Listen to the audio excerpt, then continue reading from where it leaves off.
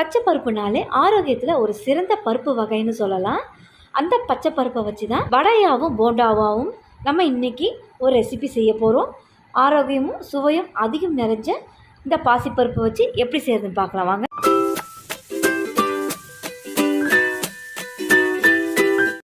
முழு பச்சை பருப்பு 100 கிராம் அளவுக்கு எடுத்துருக்குறேன். இந்த பச்சை பருப்பை ஊற வச்சுக்கணும். ஒரு 8 மணி நேரம் கம்பல்சரி ஊற வச்சுக்கணும். அப்படி இல்லைனா ஓவர் நைட் ஊற விட்டு எடுத்துக்கோங்க. ஈவினிங் ஸ்நாக் ரெசிபிக்கு செய்ய போகிறீங்க அப்படின்னா 8 மணி நேரம் கணக்கு பண்ணி நீங்கள் காலையில் ஊற விட்டுக்கலாம். நான் அந்த மாதிரி தான் ஒரு 8 மணி நேரம் ஊற விட்டு எடுத்துருக்கேன் பருப்பை.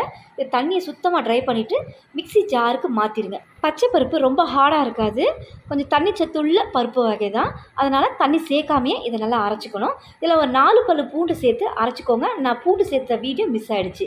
அரைக்கிற பதம்னு பார்த்தீங்கன்னா ஒன்றும் பாதியமாக அரைச்சிக்கணும். பருப்பு லேசாக தெரிகிற அளவுக்கு இந்த அளவுக்கு அரைச்சிக்கோங்க. குறப்பாவோ நைஸாகவோ இருக்கக்கூடாது. இப்போ இந்த அளவுக்கு அரைச்ச மாவை ஒரு பவுலில் சேர்த்துட்டு ஒரு பெரிய வெங்காயம் பொடியை நறுக்கினதை இது கூட சேர்த்துக்கிறேன். அடுத்து காரத்துக்கு பச்சை மிளகாய் 1 பொடியை நறுக்கினதை சேர்த்துட்டு பொடியை நறுக்கின கருவேப்பிலை ஒரு 2 இடுக்கு போல் சேர்த்துக்கோங்க. அடுத்ததாக பொடியை நறுக்கின கொத்தமல்லி.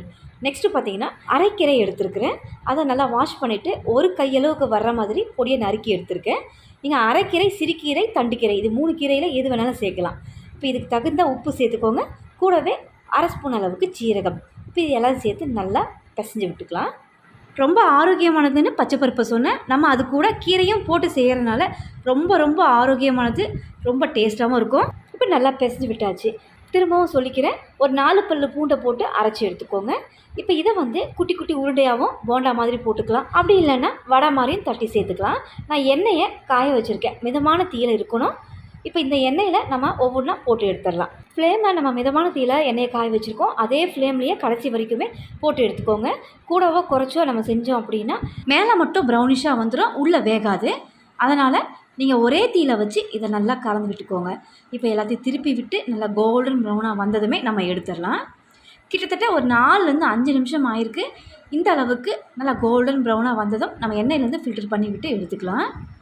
இப்போ மீதம் இருக்கிறதையுமே நான் எல்லாத்தையுமே போட்டு எடுத்துகிட்டு உங்கள்கிட்ட காட்டுறேன். ரொம்ப ஈஸியானது, ஹெல்த்தியானது.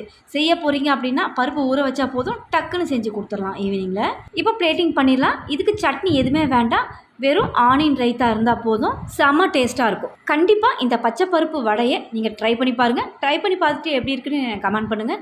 இந்த வீடியோ உங்களுக்கு ரொம்பவே யூஸ்ஃபுல்லாக இருக்குன்னு நினைக்கிறேன். வீடியோ பிடிச்சிருந்தால் மறக்காமல் சப்ஸ்கிரைப் பண்ணுங்கள். ரொம்ப பிடிச்சிருந்தால் லைக், ஷேர் பண்ணுங்கள். தேங்க்ஸ் ஃபார் வாட்சிங்.